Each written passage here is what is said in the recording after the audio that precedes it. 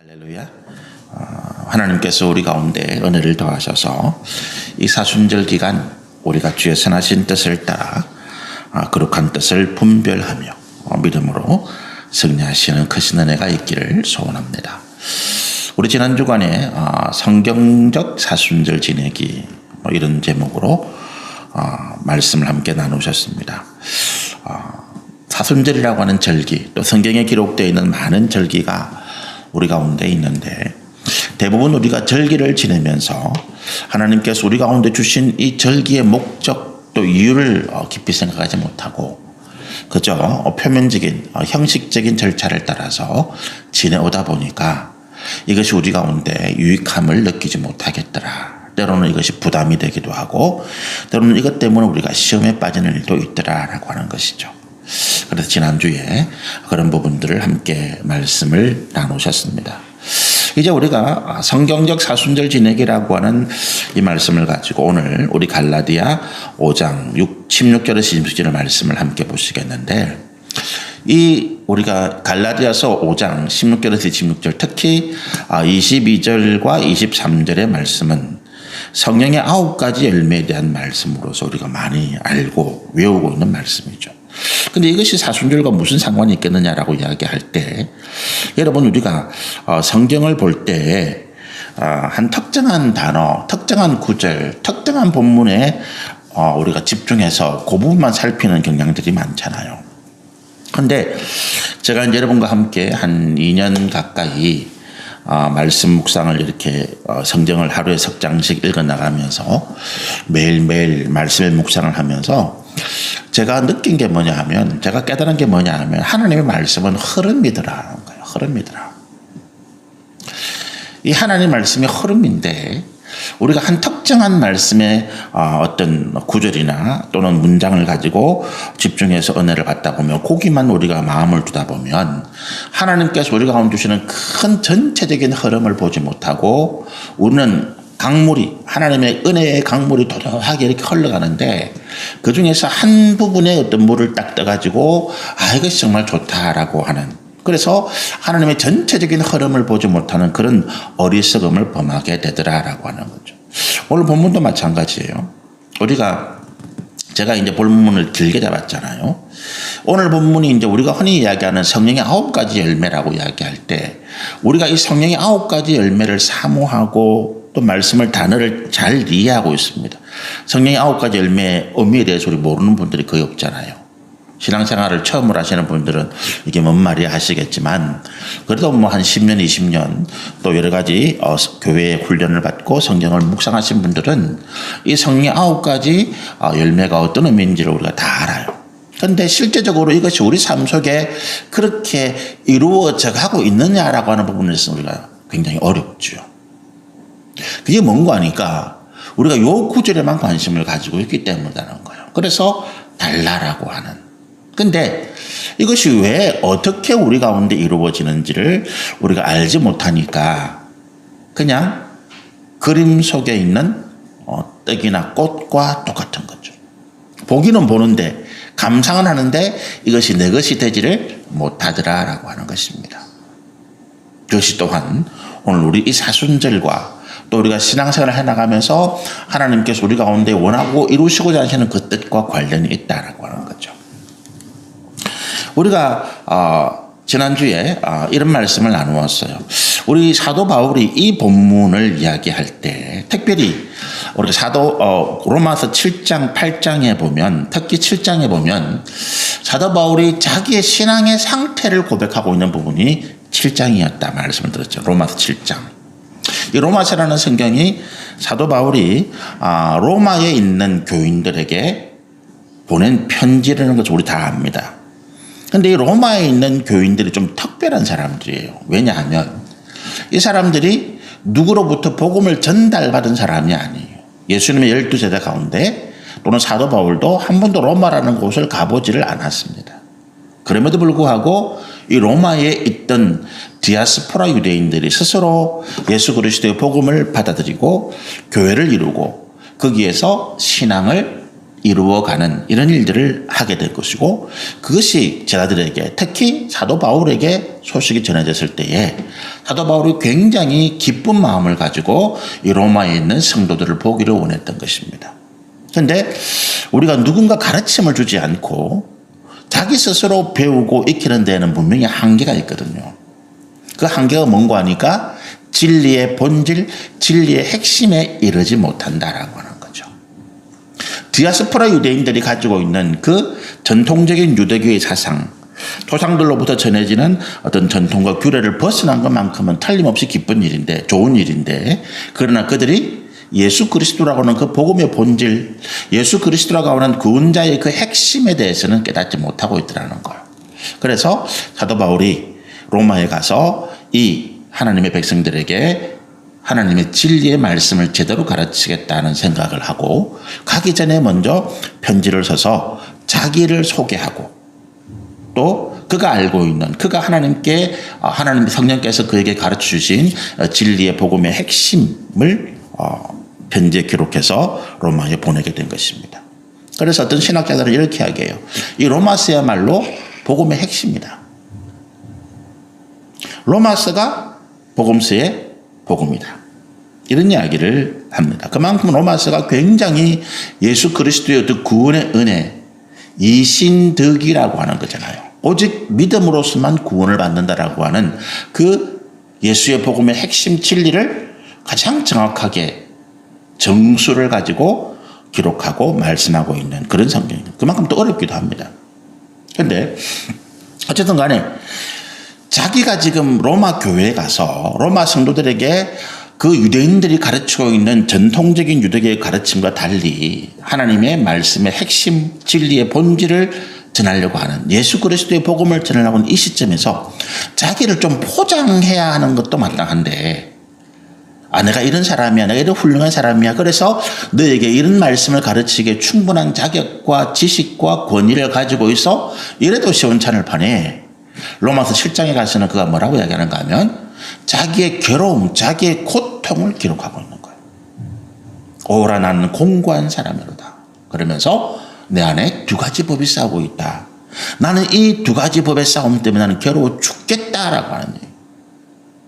그런데 왜 바울이 그 고백을 하고 있다고요? 그가 하나님 앞에 진실된 사람이었다는 거예요. 우리 어느 누구든지 이 땅에 살아가는 그리스도인들, 그가 아무리 위대한 사람이라도 예수 그리스도를 제외해놓고 이 땅에 어떤 위대한 신앙의 인물이라도 이 문제에 있어서 벗어날 수가 없는 거예요. 내가 예수를 믿고 내가 목사고 내가 어떤 기도 40일 금식 기도를 몇 번 했던, 내가 성령의 은사를 따라서 어떤 놀라운 능력과 기적을 나타내든 상관없이 우리는 이 마음속에 고민과 갈등과 괴로움을 가지고 있는 것입니다. 그 이유는 뭐라고요? 우리의 신앙이 상식적으로는, 우리가 일반적인 어떤 예로는 도저히 받아들일 수 없는 두 가지 가치가 충돌해 있기 때문에 그런 거예요. 하나님의 성령이 인간의 육신 안에 거하고 있다는 거죠. 사도 바울의 고백처럼 나는 질그릇인데 아무렇게나 막 쓰고 버리고 깨어줘도 아무 아까울 곳이 없는 그런 보잘것없는 존재인데 내 안에 예수 그리스도라고 하는 보배가 있더라는 거예요. 단순히 이 말을 하면 정말로 참 감사하다, 기쁘다, 영광스럽다 이건데, 그렇잖아요? 얼마나 우리 기쁩니까? 내가 질그릇인데 내 안에 보배가 있다, 이것 따라 나를 무시하지 마, 이렇게 나올 수 있단 말이에요. 내가 너희 보기에 내 그걸 하찮은 존재가 아니야? 너가 보기에 내가 빌보드 없는 목사 같지? 천만의 말씀. 우리가 이렇게 교만에 빠질 수 있는 사실인 이야기가 보배한 질그릇 안에 보배가 있다는 이런 이야기거든요. 그런데 바울이 한 그 핵심은 그 이야기가 아니었어요. 로마서 10장입니다. 이게 도저히 함께 할 수 없는 두 가지의 가치가 함께 존재하면서 필연적으로 뭐가 생겨요? 다툼이 생기고 충돌이 생길 수밖에 없더라는 거예요. 우리 전도사님이 그 기도 중에 이런 이야기 했잖아요. 북한에서 있는 그 끓는 가마가 남쪽으로 기울어지는데 그것이 쏟아지지 않도록. 왜 그런 갈등을 합니까? 그게 이제 예레미야서, 이사야서 있는 이야기인데, 에스겔서에 있는 이야기죠. 근데 그게 왜 그런 이야기를 하느냐?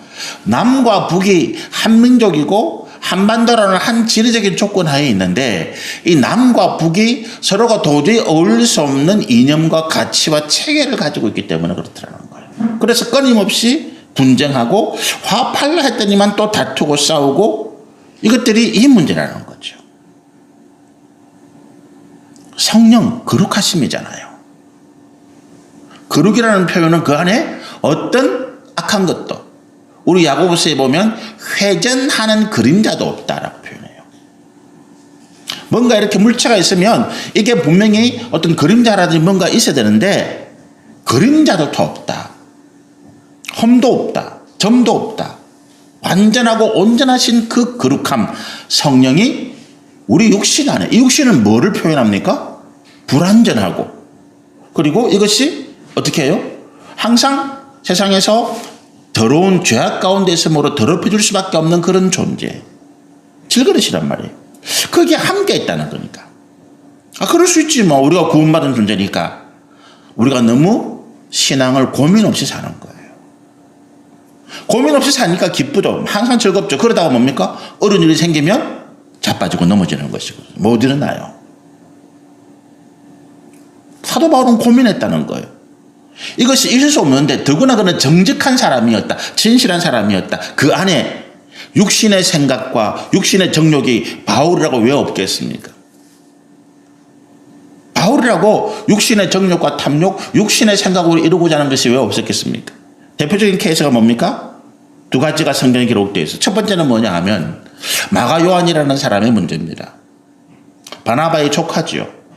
바나바가 바울을 안디옥 교회로 인도한 사람이잖아요. 거기에서 하나님 앞에 주신 사명을 따라서 함께 디아스포라 유대인, 그 당시 아무도 상상도 못했던 이방인 전도를 계획하고 나간 사람들입니다. 첫 번째 전도에서 바나바가 자기의 생질 조카인 마가 요한을 데리고 갑니다. 근데 마가 요한가 중간에 문제를 일으키죠. 선교 여행이 너무 힘드니까 그걸 견디지 못해서 중도에서 포기하고 돌아옵니다. 힘들고 어려운 역경 가운데 함께 고생했던 사람들이 중간에 어떤 사람이 집으로 돌아가 보니까 마음이 무너지고 체목이 다 무너지는 거죠. 어쨌든 전도행이 다 마무리됐습니다. 두 번째 전도행을 가는데 바나바가 다시 자기 조카 마가를 데리고 가겠다라고 하는 것입니다. 바울이 반대한 거예요. 지난번에 그렇게 고생했는데 이놈을 또 데려간다고? 안 돼. 그래서 바나바와 바울이 싸우게 됩니다. 다투게 되고 이 전도팀이 둘로 나누어져요. 그래서 바나바는 자기의 조카 마가 요한을 데리고 디아스포라 유대인으로 가고 아시아 쪽으로 가고 그리고 바울은 자기와 함께하는 동료 실라를 데리고 유럽 쪽으로 발걸음을 옮기게 되는 것입니다. 어쨌든 바울이 그 위대한 사도가 하나님의 성령이 그 안에 있는 그가 그 과거에 잘못한 청년의 잘못을 용납하지 못하고 자기의 교회가 맞지 않는다고 다투고 싸우고 갈라진 거죠. 또 하나 케이스가 어떤 케이스가 있습니까? 바울이 개바라고 하는 베드로를 책망하는 거예요. 갈라디아서 나와 있는데 베드로가 아시아에 있는 이 디아스포라 유대인들, 이 헬라인들 그들의 교회에 와서 같이 유럽 사람들 이방인이죠. 그들과 함께 식사를 하고 있는데 교제를 하고 있는데 갑자기 그 장소에 예루살렘에 있는 유대인들, 정통 유대인들 가운데서 개종한 사람들이 온 것입니다. 베드로가 그 소리를 듣고 깜짝 놀랐습니다. 그리고는 입장을 싹 바꿔가지고 지금까지 같이 식사하고 같이 교제했던 유대인들을, 헬라인들을 나는 모르는 사람처럼 돼버린 거예요. 똑같이 이방인처럼 대한 것입니다. 그 모습에 바울이 너무 격분합니다. 이 위선자야. 베드로를 책망하는 거죠. 너는 위선자야. 너는 외식하는 자야. 여러분, 우리가 이런 상황들을 보면 이 바울이라는 사람의 인물 가운데 그가 거룩한 뜻을 가졌다 하더라도 그가 하나님의 뜻을 제대로 헤아리지 못하고 그가 어떤 분노 또는 이렇게 분리, 오늘 성경에 나와 있는 19절, 20절 이하의 말씀 보면 그런 내용이 나오잖아요. 분냄, 당짓는 것, 분열. 이런 일들이 바울에게 있죠. 그런 바울이 거룩한 하나님의 일을 해나갑니다. 성령께서 이 바울의 상황을 그대로 두시겠습니까? 아니죠. 끊임없이 바울에게 책망하고 끊임없이 바울에게 괴로움을 줍니다. 너 그래서 되겠어라고 하는 거죠. 여러분, 우리가 세상을 살아가는데 내 마음속에 괴로움이나 고통이나 하나님의 진리의 말씀으로 인해서 내 양심의 괴로움과 고통이 없다?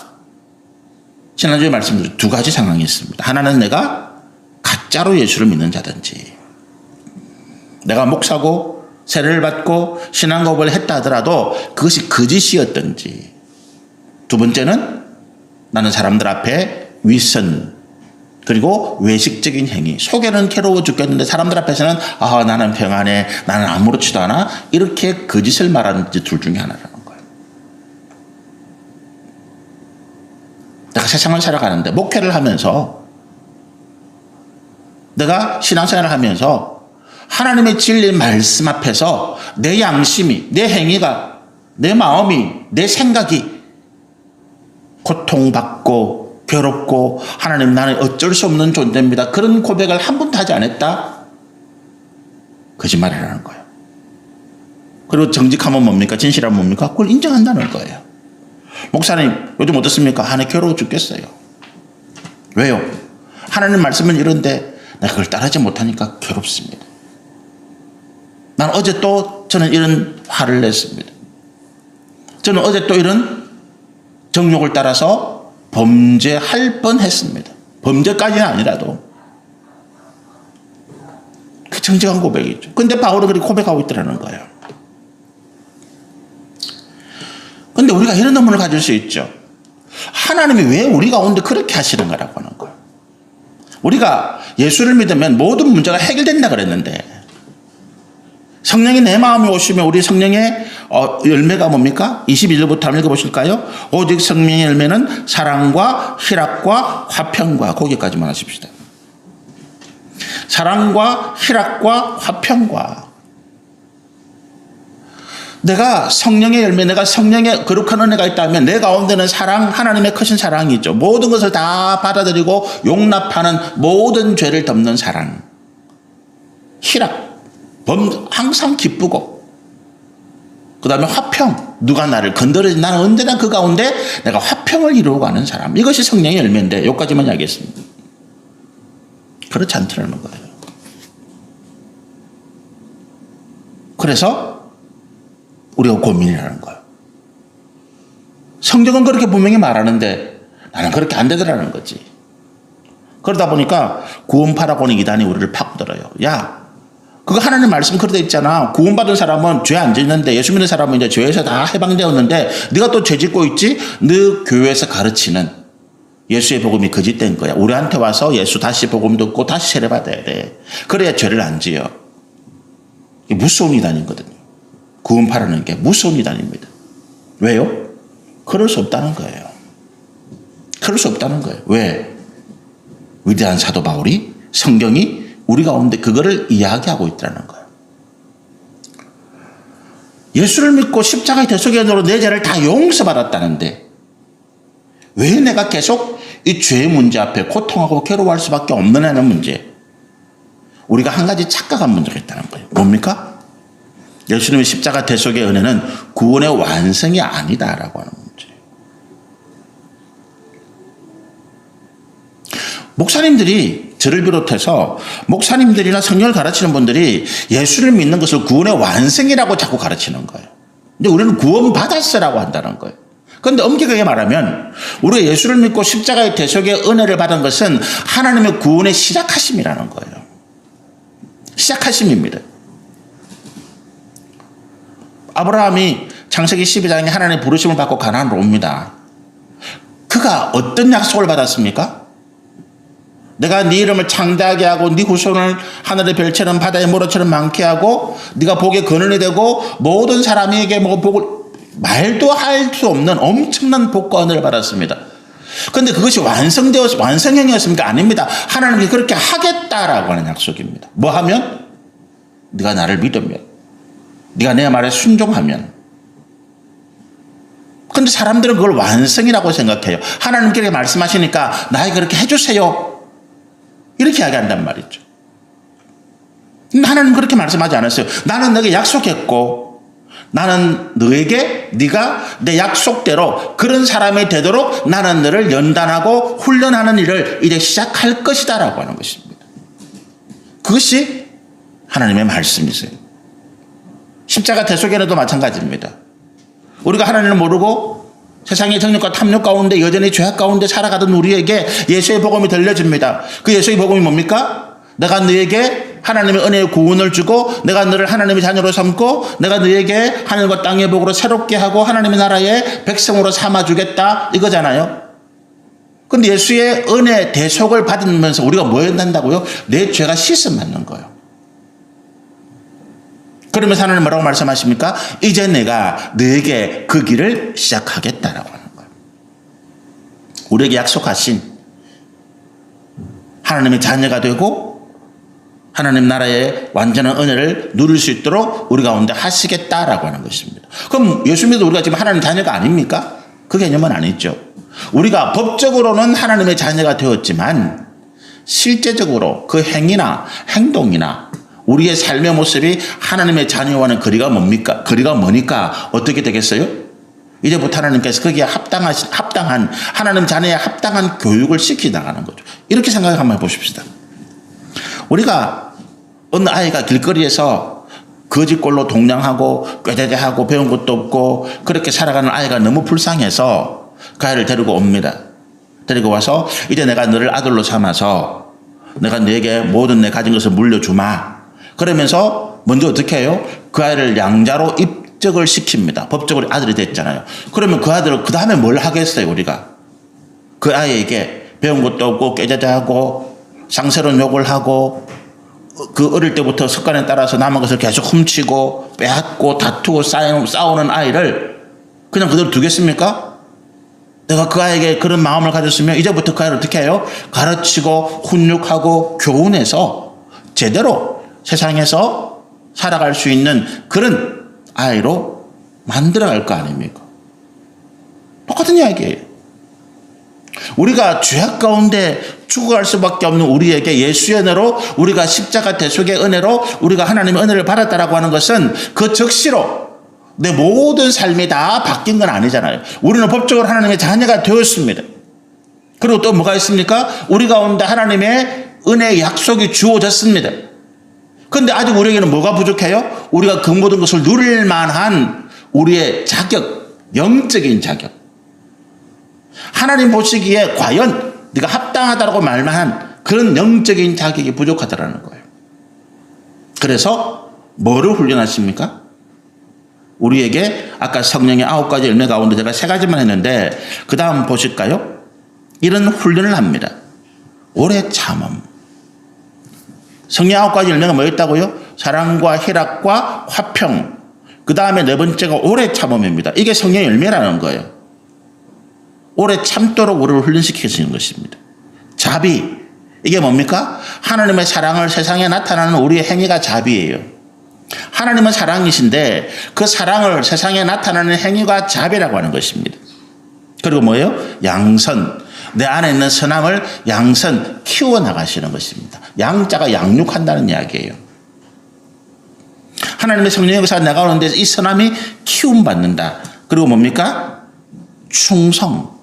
누구에게? 세상이 아니라 재물과 명예와 건세가 아니라 하나님 앞에 충성할 수 있도록 우리를 훈련하신다. 그리고 뭡니까? 온유. 이 구약 성경에 가장 온유함이 뛰어난 사람이 모세라고 하나님 말씀하시거든요. 그를 돌로 치려는 사람, 그를 죽이려는 자 앞에서도 모세는 그들에게 대적하거나 그들을 욕하거나 그들과 싸우지 아니하고 하나님의 뜻을 기다렸다는 것. 모세가 처음부터 그런 사람 아니었어요. 그럼 하나님 앞에 그도 훈련받는 동안에 이런 사람으로 바뀐 거죠. 온유. 그 다음에 뭡니까? 절제. 비로소 우리가 우리 안에 있는 정욕과 탐욕을 자르고 제한하고 통제할 수 있는 수준. 그럼 이 성령의 9가지 열매 가운데 오래 참음부터 절제가 뭐예요? 하나님께서 우리를 이렇게 훈련하고 이렇게 연단하고 이렇게 교육하고 이렇게 양육하셔서 하나님의 사랑과 희락과 화평에 합당한 사람으로 만들겠다는 거예요. 그러므로 성령의 열매는 뭡니까? 훈련이에요. 만들어진 것이 아니라 만들어지는 과정을 말하고 있는 것입니다. 구약시대 유대인들 똑같아요. 이스라엘 백성들도. 그들이 애굽에서 400년간 노예 생활하면서 하나님의 은혜로 그들이 애굽에 나왔습니다. 그 구원이 완성된 거예요? 아닙니다. 원래 하나님의 계획은 그들을 1년 가까이 시내산에서 하나님의 말씀을 가르치고 양육한 다음에 가나안 땅으로 보내려고 하신 거예요. 그래서 성경에 보면 출애굽한 다음에 그들이 시내산에 1년 동안 머물러 있어요. 하나님의 말씀 받아서 그 가운데 1년 동안 모세를 통해서 주신 하나님의 말씀을 그들이 교육받고 훈련받고 하나님 앞에 어떻게 예배하고 어떻게 제사하고 하나님의 백성들 가운데 어떻게 살아갈 것을 그들이 훈련하는 그 과정이 1년 있었어요. 하나님 보시기에 어느 정도 된다 싶으신 거지. 그래서 이제 이 백성들 어떻게 합니까? 가나안 땅으로 보내기 위해서 야 가서 내가 너에게 줄 땅을 지도를 그려와가지고 나눠라. 이렇게 했는데 이 인간들이 아니죠. 이 이스라엘 12지파의 정탐꾼들이 갔다 와서 어떤 이야기 합니까? 안 되겠더라라고 한다는 거예요. 불충성이죠. 불충성입니다. 하나님께서 뭐 어떻게 판단하십니까? 아직 너희가 가나안 땅에 내가 너에게 약속한 것을 받아 누리기에 합당한 사람이 아니었구나. 그래서 시작된 게 이스라엘이 광야에서 40년 동안 연단과 고난 가운데서 철저하게 육신의 정욕과 탐욕을 버리고 하나님만을 바라보는 훈련이죠. 그게 뭐라고요? 오래 참음. 40년 동안 자비, 양선, 충성, 온유, 절제 이 훈련을 받은 거예요. 예수를 믿는 것은 우리가 십자가의 대속의 은혜를 누리는 것은 구원의 완성이 아니다는 거예요. 구원의 시작이라는 거죠. 그걸 우리가 분명히 깨달아야 이제부터 뭐를 할 수 있는가를 생각하게 되는 것입니다. 그럼 뭐를 해요? 사도 바울이 이야기하는 거죠. 우리는 표대를 향하여 나아간다. 하나님 부르심을 향하여 나아간다. 우리가 이제부터 살아야 되는 삶은 내가 뭔가 다 됐기 때문에 완성했기 때문에 내가 누리겠다는 의미가 아니에요. 나는 이 땅에서 이제 나 한 다 됐으니까 내가 기도하는 대로 다 이루어지고 그 생각을 버리고 그래 나는 하나님께서 내게 약속하신 그 약속의 말씀을 합당한 믿음의 사람으로 내가 변화되고 거듭나고 새로워지는 것이 이 땅에서 우리가 가져야 할 영적인 목표다라고 하는 것입니다. 나는 이 땅에서 내가 살아가는 동안에 내가 하나님의 말씀에 하나님께서 내게 약속하신 것을 받아 누리기에 합당한 사람으로 나는 훈련되고 연단되고 교육되고 그렇게 해서 내가 새로워진 거듭난 하나님의 백성으로 완성되어지는 과정이 이 땅에서 우리 신앙생활의 목표다라고 하는 것입니다. 목표다. 이것을 놓쳐버리니까 어떻게 돼요? 우리는 괴롭고 힘든 것을 싫어하더라는 거죠. 편하고 좋은 것을 찾아가더라라고 하는 것입니다. 그걸 깨닫고 나니까 그런데 이걸 내가 어떻게 감당하지? 내가 이것을 어떻게 이길 수 있을까? 바울이 그 다음에 제시한 게 뭐예요? 로마서 8장에 있는 말씀이라는 거죠. 우리는 이것을 할 수 없지만 내 안에 성령이 이것을 가능하도록 나를 계속해서 이끌어 가시더라. 힘들어 주저앉을 때 성령이 위로하시고 세임 주시고 내가 감당할 수 없는 어떤 대적 영적인 문제, 육적인 문제를 만났을 때 성령이 내게 놀라운 능력과 은사를 통해서 이것들을 이기고 해결해 가시는 또한 은혜를 주시고 내가 세상에서 여러 가지 혼미한 세상의 여러 가지 어떤 저물과 정욕과 탐욕 가운데 빠져서 내가 미혹하고 갈등할 때에 성령의 지혜와 지식의 말씀으로 내 가운데 다시 깨우침을 주셔서 바른 길을 찾아주시고 내가 할 수 없는 그것을 내 안에 계신 성령께서 이루어갈 수 있도록 나에게 역사하시더라. 그래서 성령의 별칭이 뭡니까? 보혜사예요. 이게 원래 성경의 원래 히브리어 헬라어 원어는 변호사라는 뜻인데 한글 성경이 기가 막히게 번역한 거예요. 단순히 변호사가 아니라 조력자가 아니라 보혜사, 한문으로 보혜사인데 이 보자가 보호하신다는 뜻이에요. 해자가 은혜 주신다는 뜻입니다. 사자가 가르치신다는 뜻이에요. 이게 성령의 역할을 기가 막히게 정의해서 이름을 붙인 거예요. 성령이 우리를 이 땅에서 우리가 하나님의 완전한 구원의 은혜 가운데 나가기까지 보호하시고 은혜 주시고 진리의 말씀으로 끝없이 가르치고 계시더라. 그래서 비로소 이제 이해가 되는 거예요. 왜 이 육신 안에 성령이 계시는가라고 하는 거예요. 이게 갈등이었는데, 이게 괴로움이었는데, 이게 고민이었는데, 그렇잖아요. 차라리 나를 온전히 성령으로 다 만드시든지, 아니면 그냥 성령 필요 없이 그냥 육신으로 그냥 이 땅에서 잘 먹고 잘 살도록 해주시든지, 이것도 아니고 저것도 아니고. 그렇죠? 이 두 가지 본질적으로 함께 할 수 없는 이 성령의 거룩함과 육신이 함께 있는 이것이 우리 가운데 얼마나 고통이고 괴로움이고 우리 삶의 여러 가지 문제의 어려움이었는데 이걸 깨닫고 나니까 아 그렇구나. 이것이 하나님의 또한 은혜였구나 깨닫더라는 거예요. 성령이 계셔야만 우리가 육신에 들어온 정욕과 죄악 가운데 넘어지고 쓰러지지 않더라는 거예요. 성령이 우리를 이끌어 주셔야만 우리가 이 믿음의 과정에서 끝까지 인내하고 승리할 수 있다는 거예요. 성령의 열매가 뭡니까? 성령이 우리 가운데 자리를 잡으신 거예요. 그죠? 성령이 우리 가운데 자리를 잡으셨으니까 우리가 열매를 맺는 것이 아니고 성령이 우리로 하여금 열매를 맺게 하시더라라고 하는 것입니다. 성령의 열매예요.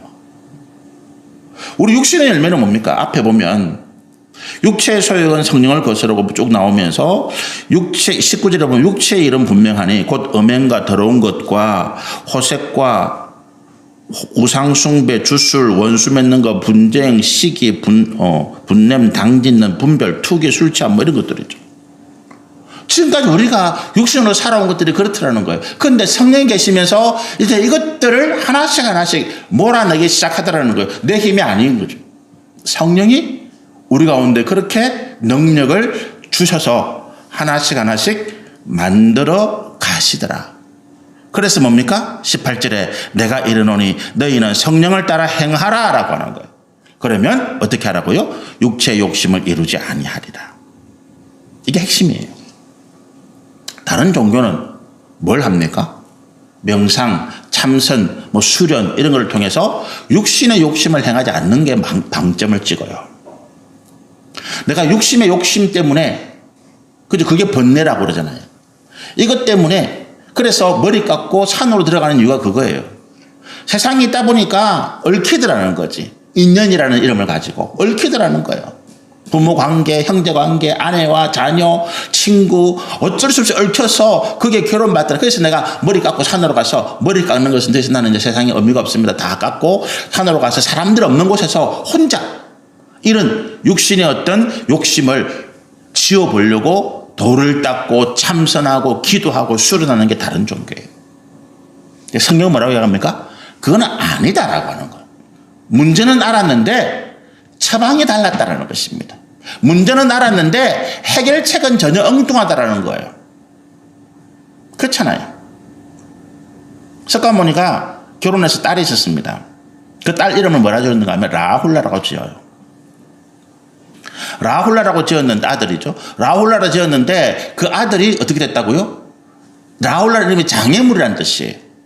죽은 우리 성철 스님 있잖아요. 그 딸이 있어요. 속가 시절에 출가하기 전에. 근데 그 딸이 괴로움이야. 결국 자기 손으로 자기 딸을 머리 깎아서 출가시켜요. 그런다고 뭐가 없어집니까? 천만의 말씀. 문제는 알아요. 이게 우리 속에 있는 이 더러운 욕심, 정욕, 탐욕 때문에 우리 인생이 괴롭구나. 문제는 아는데 처방을 못한다는 거예요. 제대로 된 해결책을 제시 못한 것입니다. 하나님 뭐라고 말씀하신다고요? 성령을 따르라는 거예요. 육신의 욕심을 없애려고 네 힘도 안 되는 게, 잽도 안 되는 게 싸워봐야 코피 터지고 깨지는데 거기에 매이지 말고 성령을 따르라는 거예요. 그러면 성령이 우리 가운데 임하셔서 어떻게 하신다고요? 저절로 자연스럽게 나는 성령을 따라갔는데 내 안에 성령의 열매가 생기면서 저절로 이 육신의 것들을 이기게 하시더라는 것입니다. 필요 없는 거 아닙니다, 여러분. 우리가 식욕 있잖아요. 식욕 없으면 어떻게 해요? 죽어야지. 먹는 게 맛이 없어지면 죽어야 돼요. 그죠? 우리 다이어트 열심히 하시는 우리 젊은 친구들 가운데 이 거식증이라는 병이 무슨 병입니다. 심리적으로 내가 이걸 먹으면 살이 찐다는 심리적인 부담감이 오니까 내 마음이, 내 몸이 이 음식을 거부하는 거예요. 먹어도 토해내는 거예요.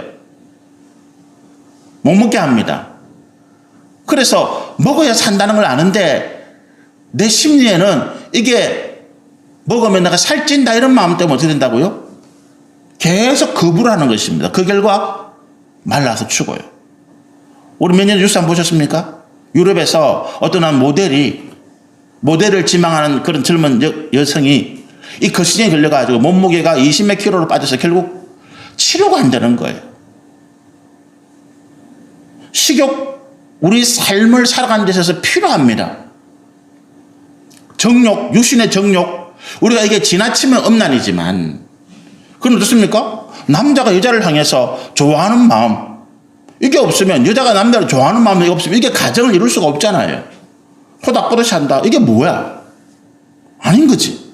이게 다른 방향으로 가면 음란이지만, 하나님이 뜻 안에 있으면 이게 뭡니까? 가정을 이루는 하나님의 은혜가 되고 사랑이 되는 거지. 무슨 제가 말씀을 드리고 있습니까? 우리 육신의 정욕과 탐욕이 성령의 열매 안에, 성령의 거룩하심 안에 주의 선한 뜻을 쓰게 될 때 하나님 뜻을 이룬다는 거예요. 물욕, 그 세상에 돈 필요 없다고 우리가 어떻게 세상을 살아가요? 그렇잖아요. 그래서 성령이 하나님 말씀하십니다. 육신의 정욕과 탐욕을 다스리라, 절제하라. 절제가 뭡니까? 지나친 것을 잘라내고 또 뭔가 불쑥 올라오는 것은 다스리는 거죠.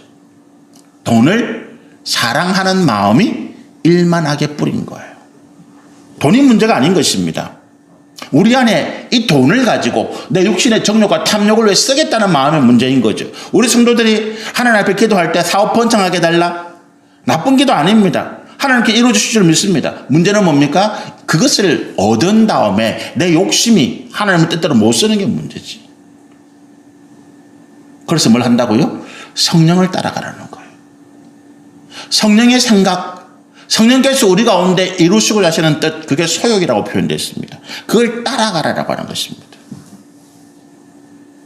그럴 때 어떻다고요? 육체의 욕심을 이루지 아니할 것이다. 이게 핵심이에요. 우리 신앙생활이 가야 할 길이 요 한 구절에 있습니다. 뭐라고요? 나는 이 땅에서 하나님의 뜻을 좇아서 내 육신의 소욕을 따르지 않도록 연단하고 훈련하고 그리고 어떻게 한다고요? 내가 믿음의 사람으로 새로워지고 거듭나는 과정이 내가 이 땅에서 신앙생활하는 우리의 목표다라고 하는 것입니다. 목적은 뭡니까? 하나님 뜻을 이루는 거니까. 구원의 완성이니까. 여기까지 여러분 이해가 되셨으면 좋겠습니다. 이 말씀이 굉장히 중요해요. 그래서 여기까지 말씀드리고 다음 주에 계속해서 말씀을 이으려고 합니다. 사순절 기간이니까. 뭐 사순절 그냥 아무렇게나 지낼 수 있게 천만의 말씀이에요. 우리가 지금까지 저도 그랬어요. 사순절 하면서 사순절날 금식해서 뭐 초창기에 우리 그런 생각나십니까? 우리 최수 교사님 생각나시겠지 모르겠는데 하루에 한 끼 금식해서 그거 4,000원 헌금해가지고 어른을 도웁시다 뭐 이렇게 했다고요. 그게 참 중요한데 그게 사순절을 지난 우리의 본질이 아니에요. 했는데 우리 신앙에 유익이 없더라고요. 무슨 금식 기도, 특별 작정 기도 했는데 그게 우리 신앙에 특별한 유익이 안 되더라고요. 그냥 했다는 거고 그 다음에 할 때는 뭡니까? 아이 그런 거 해봤는데 별 선한 게 없더라. 이게 무슨 이야기죠? 우리가 형식이 없으면 내용이 무너지는 거 맞아요.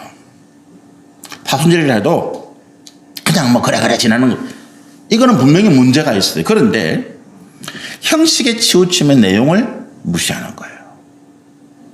지금 우리 교회는 이제 안 하고 있습니다만 안 하는 이유가 뭐냐면 이게 필요 없다 해서 안 하는 게 아니고 우리가 이 목적을 좀 더 정확하게 깨달은 다음에 우리가 시도해보자라는 거예요. 그런데 이게 형식에 치우치면 내용을 무시하게 되는 거죠. 어떤 교회는 사순절, 저도 그래 봤어요. 사순절 특별 새벽기도 40일 동안 출석부 만들어가지고 그 도장 찍어요. 도장 찍고 40일 다 찍어서 그게 무슨 의미인데. 출석부에 도장 찍기 위해서 새벽기도 사수절 나왔다. 의미가 없잖아요. 나오도록 권면하는 게 어쨌든 나오도록 하기 위해서 사람들이 그런 어떤 글을 한다 치더라도 의미가 없는 거잖아요. 그게 왜 중요한데? 싫다는 사람, 아무런 생각도 없는 사람 억지로 불러다가 앉혀서 뭘 할 건데?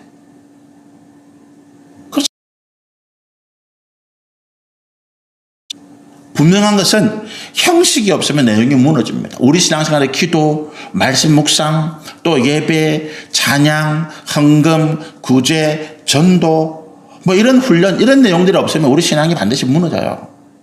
그런데 우리가 내용을 제대로, 하나님의 말씀을 제대로 깨닫지 못하면 그냥 유대인들처럼 형식주의, 그 다음에 윗선, 외식으로 흐를 수밖에 없다는 거예요. 이 두 가지의 균형입니다. 말씀드렸다시피 우리 안에 성령의 두 가지, 우리 안에 성령과 육체의 정욕의 법이 두 가지가 존재합니다. 우리가 영적인 것을 지나치게 따라서 육신은 필요 없어. 이거는 잘못된 거예요. 그럼 우리 죽어야 돼요. 그렇죠? 거꾸로 이 땅에서는 육신의 것만 만족하고 천국에서 영적을 누려야지 천국 못 갑니다. 천국 못 갑니다. 하나님이 우리 안에, 내 질그릇 안에 보배를 주신 이유가 있는 거예요. 성령의 사심을 따라서 이 질그릇이 점점 하나님의 거룩한 뜻으로 만들어지기를, 바꾸어지기를 원하시는 것입니다. 그러므로 우리는 어떻게 해야 된다고요? 이 성령의 소욕과 육신의 생각들을 균형이지요. 똑같이 하라는 말이 아닙니다. 우선은 성령입니다. 그리고 육신의 생각들을 우리가 식욕, 정욕, 탐욕 이런 것들을 하나님의 거룩한 뜻 안에 바꾸어 나가는 이것이 우리 신앙생활의 목표다. 사순절 절기를 통해서 우리가 깨닫고자 하는 것이 이것이다. 다음 주에는 우리가 이 본문의 말씀에 좀 더 집중해서 우리가 믿음의 진보를 이루기 위해서 이 사순절 기간에 다른 기간 동안 마찬가지고 우리 믿음의 진보를 이루기 위해서 하나님이 주신 말씀 가운데 어떤 우리가 말씀들이 있는지를 하나씩 살펴보시면 좋겠습니다. 같이 한번 기도하겠습니다. 거룩하신 하나님 아버지.